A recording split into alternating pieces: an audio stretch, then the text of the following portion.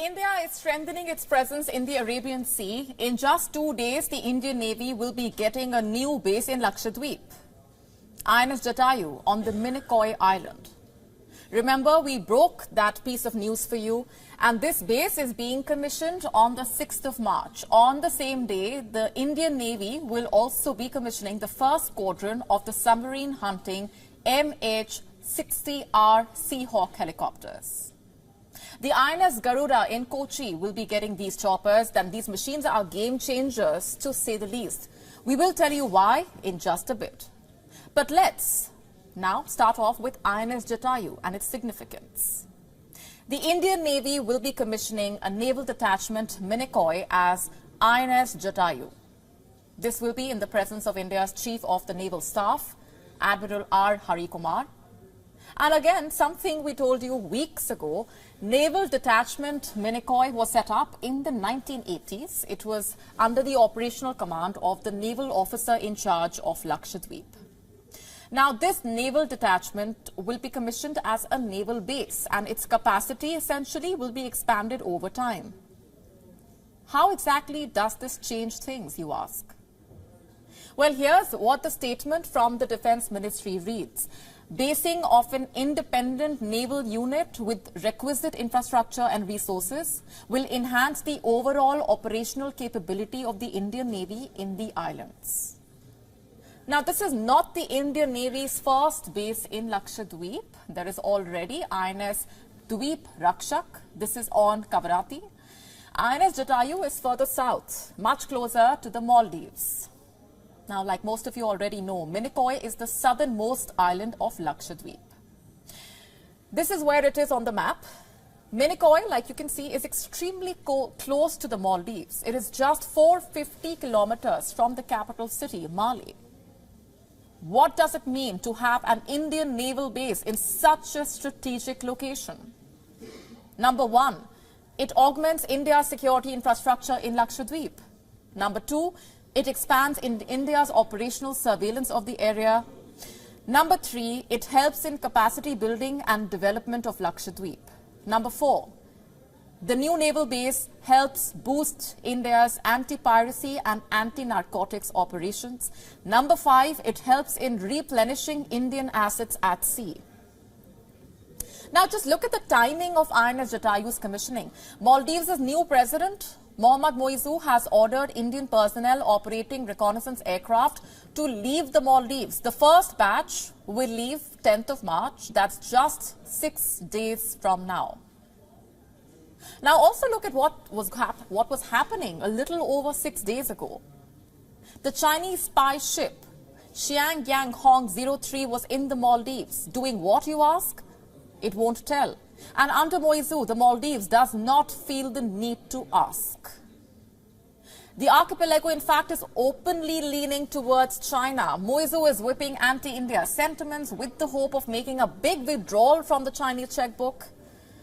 In fact, some reports claim there was high drama in the high seas over the weekend. Maldives' National Defense Force reportedly apprehended an Indian fishing boat. Why? Reports in the Maldives accuse the Indian boat of allegedly fishing inside the EEZ, or the Exclusive Economic Zone of the Maldives.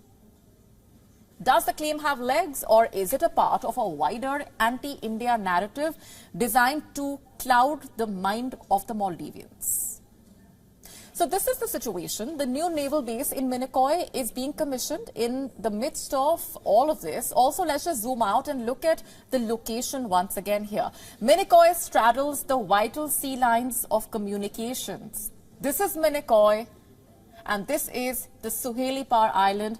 Between the two is a 200-kilometer wide channel, and this channel, by the way, is used by merchant ships from Europe, West Asia, Southeast Asia. This is the main route used by ships headed to and from the Malacca Straits. And then you also have the ships headed from the Suez Canal and the Persian Gulf to Sunda or Ombi Betar Straits of Indonesia. They all pass from near the Minicoy Islands. INS Jatayu will help India secure the maritime trade in this region. It will help India stay combat ready in the face of increasing piracy, increasing terrorism at sea, and also Chinese expansionism. This is where the Seahawk helicopters also become very important. Let me just tell you a little bit about these helicopters. MH-60R Seahawk helicopters are made by Lockheed Martin. They have anti-submarine and anti-surface warfare capabilities. And these helicopters come equipped with multi-mode radar, electro-optical infrared camera, dipping sonar and sonobuoys. The crew operating these choppers can track, target and engage submarines and ships. And these helicopters were delivered to India as part of the 24 aircraft contract inked with the United States in the year 2020. They will be commissioned into the Indian Navy in just 2 days from now. On the same day as the commissioning of INS Jatayu, in a statement, India's Ministry of Defence said, and I'm quoting, the commissioning of the Seahawks underscores Indian Navy's steadfast dedication to fortifying maritime security, aligning seamlessly with the Government of India's visionary goal of ensuring security and growth for all in the region. The Seahawk choppers are the maritime variant of the Black Hawk helicopters. These helicopters will be armed with Hellfire missiles, torpedoes, precision kill rockets. These helicopters will not just be extremely effective in times of combat, but also during search and rescue operations. Very significant. Also medical evacuation, vertical replenishment. All in all, these choppers will enhance India's blue water capabilities. And it comes at a time when the waters in and around the Arabian Sea have become extremely dangerous. We have been telling you how for the last couple of months. The Indian Navy has been helping distressed vessels at sea. It has rescued foreign vessels, the crew from Somalian pirates. Indian Navy has responded to the distress calls of ships hit by Houthi missiles. On the 1st of March, the Indian Navy also helped a fishing boat and a sailing vessel in need of medical attention. The details have not been made public. A post on the platform X by the spokesperson of the Indian Navy says, and I'm quoting here, the teams undertook medical checkup and provided immediate medical aid to the crews of the boats. The Indian Navy remains committed to providing maritime security, safety and assistance to maritime community transiting in the region. What we are witnessing here basically is the growing power and the growing role of the Indian Navy. Our next story is about a global best-selling author, an award-winning podcast host, a life coach, a modern-day wellness guru, a monk, a self-help king, if you will, and now an alleged liar and plagiarizer. I'm talking about Jay Shetty. Slim chance that you have not already heard of this man. He has 50 million followers across social media. His content has been viewed more than 43 billion times. He is the go-to life coach for Hollywood stars. And in the case of Jennifer Lopez and Ben Affleck, a wedding officiator as well. The likes of Joe Biden, Michelle Obama have been on his podcast named On Purpose. And last year, he even attended the White House state dinner for the Indian Prime Minister Narendra Modi. How exactly did Jay Shetty get here? How did he garner such fame, such an elaborate fan base around the world? Well, he started churning out inspirational videos back in the year 2016. But what was so different about them? He also shared nuggets of wisdom that seemed original and straight from the life guru's heart. But even that is up for debate now. So what is it about Jay Shetty that makes him stand out from others in his profession? It's his backstory. It's the fact that this entrepreneur was once a monk. Doesn't matter that he is the furthest thing from a monk today.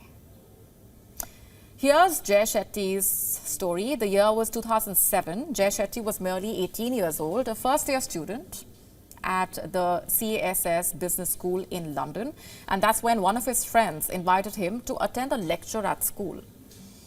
An ISKCON monk named Gauranga Das was about to speak. Shetty did not want to attend the lecture. In fact, he wanted to go to a bar instead. And reluctantly, he sat through the session. And that very lecture ended up changing the trajectory of Shetty's life. So the life coach claims. He was so moved by the monk's words that he decided to become one himself. He followed Gauranga Das back to an ashram in India. He spent his summers and holidays there studying ancient Hindu texts. After graduating from the college, Shetty moved into the Indian ashram full-time in the year 2010. That is what he has claimed in multiple interviews. He gave up the so-called trappings of the material world. He lived the simple life of a monk for 3 years in solitude in a village near Mumbai. And after this, he had another revelation, that his purpose in life is not to live as a monk, but to share his wisdom with the world, given his talent and oratory skills. And thus began his transformation into a self-help personality. His riches to rags to riches again story is one of its kind. And if you take away this backstory, what would separate him from any other influencer? Not much. As it turns out, the story has loopholes, and a Guardian report by John McDermott has highlighted them. According to the report, Shetty has told conflicting versions of his story. His age, when he had this spiritual awakening, often varied in different speeches at different platforms. In fact, people close to Shetty themselves have questioned if his conversion to monkhood was really that dramatic. There are allegations that he was not in an Indian ashram as much as he was in London in his 3 years of monkhood, that he grew up in the International Society for Krishna Consciousness, also known as ISKCON, meaning he had been associated with the spiritual organization before he even listened to Gauranga Das. Shetty says that he spent his time as a monk in meditation and religious study, but he also spent a lot of time making videos for social media and hosting lectures at universities in London. And then there are allegations of plagiarism. In the year 2019, a social media influencer, Nicole Arbour, claimed that Jay Shetty built his social media presence by plagiarizing, by lifting content from accounts with smaller followings and making them look original and fresh. And lastly, his current lifestyle is poles apart from his monkhood. He lives in LA, he mingles with Hollywood stars, he shares wisdom, but only if you pay up. The luxury he currently enjoys is far from a monk's modesty. Quite apathetic to his years away from material trappings of the world, isn't it?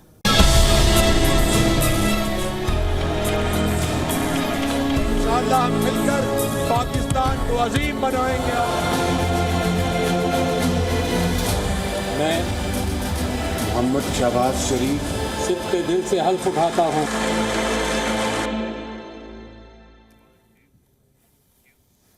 And speaking of Pakistan, the country has a new Prime Minister. Just a few hours ago, Shehbaz Sharif took the oath as the Prime Minister for a second time. It comes nearly 4 weeks after an uncertain election caused delays in the formation of a coalition government. He was officially elected yesterday in the parliament, where the second-time Prime Minister wasted no time in raking the same old Kashmir bluster. जनाब speaker,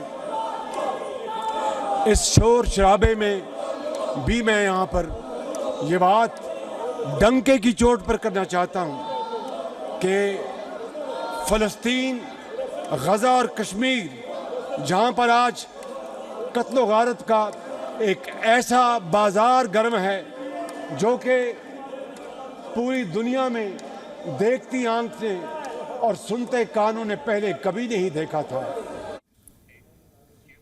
Now that's just an excerpt from Shehbaz Sharif's victory speech in the parliament yesterday. Now, for our international viewers, this is an example basically of the Pakistani politicians' age-old practice. It involves talking about Kashmir all the time, no matter the occasion.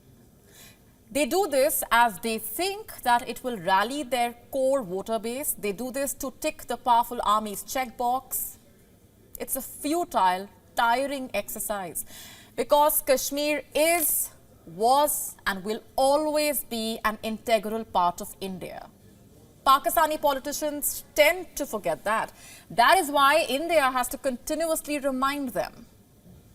But then what else can you expect from Pakistan army puppets? You know what else Shehbaz Sharif seems to have forgotten?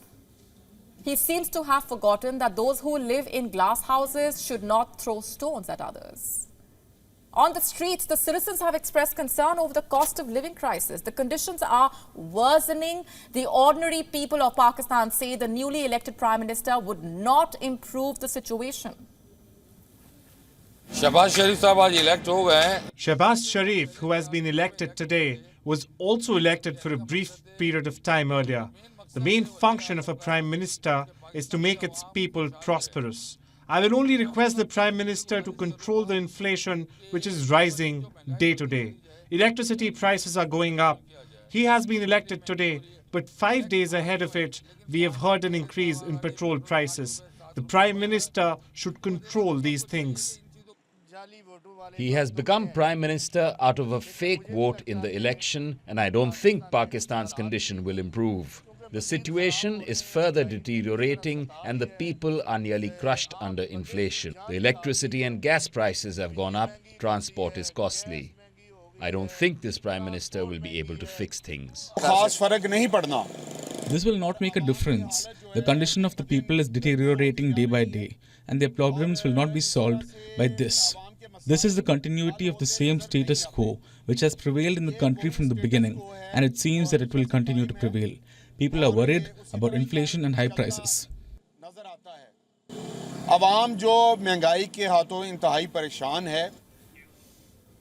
Addressing the National Assembly, Sharif vowed that Pakistan would not become a part of any great game. He promised to increase Pakistan's number of friends. He also pledged to build and improve ties with all leading countries, including its neighbors. He said, and I'm quoting, "We will keep ties with neighbors on the basis of equality." Indeed, Pakistan should work on improving ties with its neighbors. They are at the lowest point, after all. And at this point, Pakistan's relationship with neither of its neighbors is harmonious. Earlier this year, Iran launched a massive attack on Pakistan, targeting bases of Jaish al-Adl, a Sunni Baloch terrorist group. And with Afghanistan as well, ties with the Taliban rulers of the country are not what the Pakistani establishment hoped they would be. Shehbaz Sharif returns to the role he previously held until August last year. However, the country is currently facing severe economic woes and all eyes are on him. Sharif's top priority should be to renew a loan with the International Monetary Fund by April in order to keep the country afloat. But this task is likely to fuel public unrest. You see, this is not the first time Sharif is facing such a challenge. When he first came to power in the year 2022, his predecessor Imran Khan had agreed to subsidize fuel prices weeks before he was ousted. And this move placated a population that was squeezed by Asia's fastest rising inflation. But it ended by costing the government more than it spent on the entire federal civil administration. And this stalled an IMF bailout that was seen as essential to keeping the economy intact. Sharif was informed weeks before taking the Prime Minister's post that he needed to raise fuel prices to clinch the IMF deal and save the country from default. However, it took him 6 weeks to persuade his coalition partners to raise prices, which reportedly cost Pakistan hundreds of millions of dollars. And in the end, he managed to secure the $3 billion loan. But it came at the cost of taking unpopular steps, like removing fuel subsidies and raising energy costs. Contrary to popular belief, Sharif had minimal control or influence over his coalition partners at the time. Sharif's two main allies said that they will support the government only on a case-by-case basis. And the biggest partner, Bilawal Bhutto Zardari, led the PPP, has declined to even join Sharif's cabinet. As yet another potentially unpopular coalition stares at him, the question still remains, will Shehbaz Sharif be able to deliver? Pakistan's debt, by the way, is alarming. With record high interest rates and low growth, inflation remains above 20%. Sharif must seek a fresh loan of at least $6 billion from the IMF. But it will be under terms that could be even stricter as compared to earlier. The prospect of raising taxes is likely to stoke more public unrest. And these are just economic challenges we are talking about. Sharif also has to deal with rising militancy, political unrest, corruption, so on and so forth. Perhaps the new Sharif government should focus on fixing its own house than putting its nose in other people's business. The question still remains, can the Shehbaz Sharif government 2.0 do that?